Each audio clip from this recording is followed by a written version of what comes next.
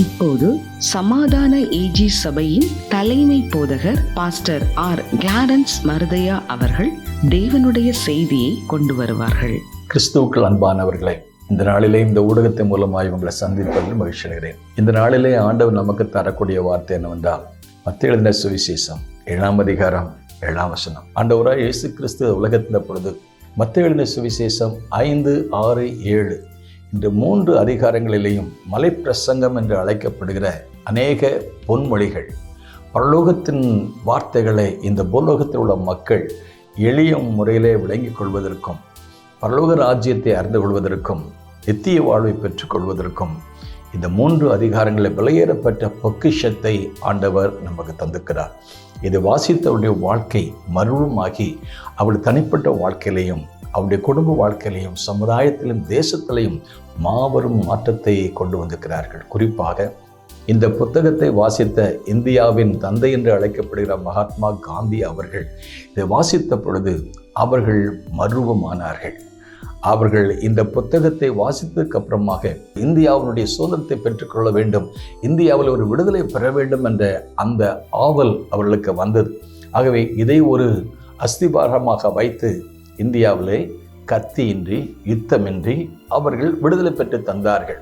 இதை பார்த்த ஒரு பிரிட்டிஷ் சாம்ராஜ்யத்தினுடையதான ஜெனரல் கவர்னர் இவ்விதமாக சொன்னார், மிஸ்டர் காந்தி அவர்களே, எங்களிடத்தில் முப்படைகள் உண்டு, விமானப்படை உண்டு, இராணுவப்படை உண்டு, கப்பல் படை உண்டு. ஆனால் 3 படைகளும் சாதிக்காததை நீங்கள் எளிய முறையில் இந்தியாவிற்கு விடுதலை பெற்று விட்டீர்களே என்று கேட்டபொழுது, இதனுடைய ரகசியம் என்ன என்று கேட்டபொழுது அவர்கள் சொன்னார்கள், ஐயா, நீங்கள் முப்படைகளை வைத்து யுத்தத்துக்கு வருகிறீர்கள், வெற்றி பெறுகிறீர்கள். ஆனால் நான் அதைவிட மேலான ஆண்டவராய் இயேசு கிறிஸ்து சொன்ன பொன்மொழிகளை நான் வாசித்தேன். அது என் வாழ்க்கை மட்டுமல்ல, என்னுடைய குடும்பம், தேசம் சமாதானத்திற்குரியதான முறையிலே தேசத்தினுடைய விடுதலை பெறுவதற்கு எனக்கு வழிகாட்டிட்டு, ஆகவே இந்த வேதம் என் வாழ்க்கையிலே ஒரு முக்கிய பங்கு வகிக்கிறது என்று சொன்னார்களாம். அருமையான தேவனுடைய பிள்ளைகளே, இந்த பொன்மொழிகள் இந்த பூமிக்குரிய வாழ்க்கையிலையும் ஒரு மறுரூபத்தை கொண்டு வருமையானால், பூமிக்குரிய வாழ்க்கையில் மட்டுமல்ல நித்தியத்திற்கும் அது நமக்கு வழிவகுக்கிறது. இப்படி அநேக பொன்மொழிகள் இந்த மத்தேயு 5, 6, 7 அதிகாரம் சொல்லப்படுகிறது. அதிலே ஒன்றுதான் மத்தேயு 7ஆம் அதிகாரம் 7ஆம் வசனம். என்ன சொல்லியிருந்தால், கேளுங்கள் அப்பொழுது கொடுக்கப்படும், தேடுங்கள் அப்பொழுது கண்டடைவீர்கள், தட்டுங்கள் அப்பொழுது உங்களுக்கு திறக்கப்படும்.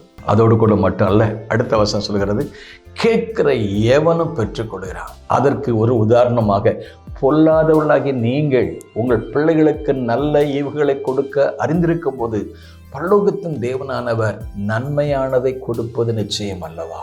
உலகத்துக்கிற நம்மளை பார்த்து ஆண்டவர் சொல்றாரு, நாம எல்லாரும் ஒருத்தர் நல்லவங்கன்னு சொல்றோம். ஆனால் பைபிள் சொல்லுது பொல்லாதவர்களாகிய நாம். ஏனென்றால் தாவீது சொல்றாரு, நான் பிறந்த நாள் முதற்கொண்டு இந்த நாள் வரைக்கும் நான் பாவத்திலே தான் கர்த்தர் இருக்கிறேன். என் வாழ்க்கை முழுவதும் ஆண்டவரே நிம்மதி இல்லாத ஒரு வாழ்க்கை, நான் தூய்மையானவன் அல்ல, சிறினிடத்தில் பிறந்த மனுஷன் வாழ்நாள் குறியினவனும் சஞ்சலம் நிறைந்தவனுமா இருக்கிறான் என்று சொல்லி யோபு 14 சொல்றாரு. ஆகவே அருமையான தேவனுடைய பிள்ளைகளே, எனக்கு ஒரு நல்ல காரியம் நடக்கணும், ஒரு நன்மை நடக்கணும் அப்படின்னு சொல்லி நம்ம எதிர்பார்க்கிறோம்.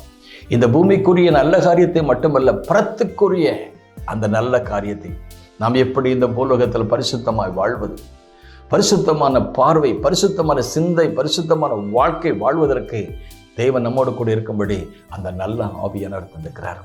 நிகழ்ச்சி கவனிக்கிற யாராக இருந்தாலும் பூலோகத்துக்குரிய நம்மே மட்டுமல்ல, பரலோகத்துக்குரிய ஆவிக்குரிய ஆசீர்வாதம் தந்து உங்களை நடத்துவார், உங்களோட பேசுவார், உங்களோட இருப்பார், உங்களை நடத்துவார், நமக்காக யாவை செய்து முடிப்பார். May God bless you.